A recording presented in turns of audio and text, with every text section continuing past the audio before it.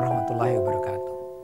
Pemirsa MNC Muslim berbahagia, gembira sekali kita bisa bertemu kembali dalam belajar Islam dengan tema besarnya Islam abad 21. Pada hari ini kita akan bicara tentang sebuah tema yang barangkali Anda tidak terlalu akrab, tapi percayalah ini penting buat kita semua, yaitu tentang pro kontra rencana undang-undang organisasi kemasyarakatan RUU Ormas. Ini memang tidak banyak diketahui orang, barangkali antara lain karena media massa juga tidak menyiarkan secara besar-besaran. Tapi sebenarnya bila undang-undang ini yang akan kabarnya segera diberlakukan sampai keluar, sebetulnya ada implikasi yang serius terhadap kehidupan keormasan di Indonesia, lembaga organisasi kemasyarakatan di Indonesia. Tentang apanya, tentang apa sebenarnya pro kontra tentang RUU ini, di studio sudah hadir dua narasumber untuk membicarakan ini. Yang pertama adalah Pak Andar Nubowo. Selamat siang, Pak. Selamat siang. Pak Andar ini adalah beliau adalah Direktur Institut Kebajikan Publik ya. Jadi bukan kebijakan, tapi kebajikan publik. Dan beliau juga adalah dosen di FISIP UIN Jakarta. Narasumber kedua adalah Pak Erianto Nugroho. Beliau adalah Direktur Pusat Studi Hukum dan Kebijakan. Selamat datang di studio. Terima kasih. Ya, kita akan langsung saja ya, mulai dengan pembicaraan paling awal barangkali. Tadi saya sudah katakan di awal bahwa ada kabar yang mungkin kurang mengembirakan bahwa kalau sampai RUU ini diberlakukan, ini mungkin akan punya implikasi serius kabarnya terhadap kehidupan kita semua sebenarnya. Jadi Pak Andar barangkali bisa mulai dengan cerita sedikit tentang apa ini RUU keormasan ini, karena saya yakin banyak dari kita yang sebenarnya nggak paham. Ya.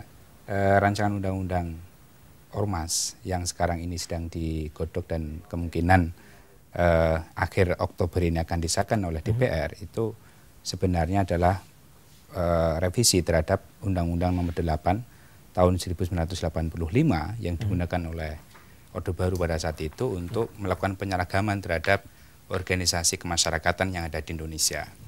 Dan kalau kita lihat dalam perspektif sejarah politik bahwa rancangan Undang-Undang 8 tahun 85 itu mempunyai implikasi politik dan sosial yang besar sekali, terutama bagi umat Islam juga, karena pada saat itu misalnya sebelum undang-undang ini disahkan tahun 84 itu sudah terjadi pro kontra yang luar biasa, terutama dari kelompok-kelompok Islam yang oleh Orde Baru itu dicap sebagai Islam kanan, Islam garis keras gitu. Nah, tahun 84 itu terjadi sebuah kerusuhan besar yang ada di Jakarta yang dikenal dengan peristiwa Tanjung Priok, di mana aparat keamanan itu melakukan penangkapan dan juga pembunuhan. Puluhan, mungkin ada orang mengatakan sampai ratusan. Nah, dengan pendekatan politik keamanan yang dilakukan oleh pemerintah pada saat itu, maka undang-undang ini meskipun penolakannya luar biasa besar dari kelompok Islam juga, itu disahkan tahun 85. Dan implikasi dari undang-undang Ormas itu sangat besar. Misalnya HMI pecah, HMI Himpunan Massa Islam itu pecah tahun 86 ketika Kongres ke-16 di Sumatera Barat Padang.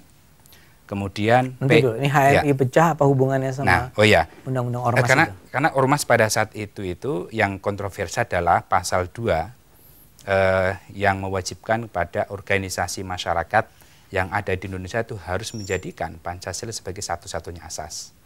Nah, pada dalam kacamata Islam itu antara Pancasila dan Islam itu berbeda.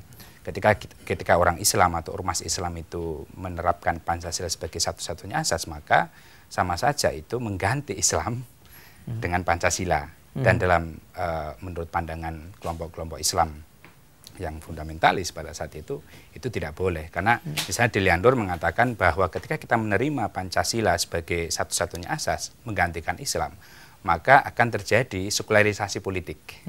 Karena istilahnya satu-satunya asas. Satu-satunya asas, tidak boleh ada asas lain.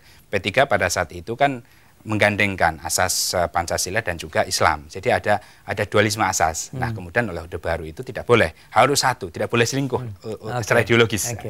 Nah, ini jadi ketika itu P3 mengubah, P3 mengubah, kemudian HMI itu ada kelompok moderat yang yang oke lah, ini sesuai karena kita apa namanya, kita orang Indonesia, kita punya ideologi Pancasila, maka bolehlah, dan itu tidak kemudian berarti menggantikan Islam sebagai agama kita gitu. Jadi Pancasila dan Islam itu kongruen, tidak saling menggantikan.